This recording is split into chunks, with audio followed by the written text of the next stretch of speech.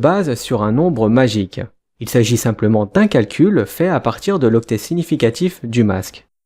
Comme exemple, on va prendre la même IP qu'on a convertie précédemment en binaire, la 10.1.20.70, avec le même masque de sous-réseau, la 3x255.192.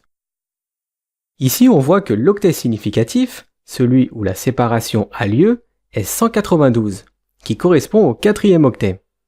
On va soustraire l'octet significatif au nombre magique. Ce chiffre 256 reste identique à toutes les conversions, ce qui nous donne 256 moins 192 qui est égal à 64. Maintenant, on va écrire tous les multiples de ce résultat jusqu'à 256.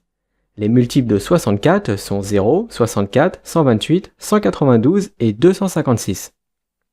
L'adresse réseau correspond au multiple inférieur ou égal à notre quatrième octet de notre adresse IP, c'est-à-dire inférieur ou égal à 70. Dans notre masque de sous-réseau, l'octet significatif est le quatrième, le point 192.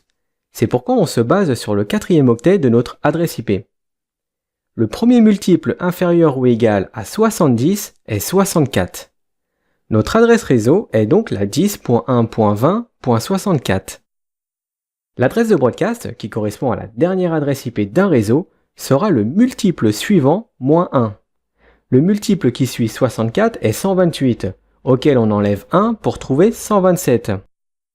L'adresse de broadcast est donc la 10.1.20.127. Si l'octet significatif avait été le troisième, on aurait ajouté un 0 pour l'adresse réseau et 255 pour l'adresse de broadcast.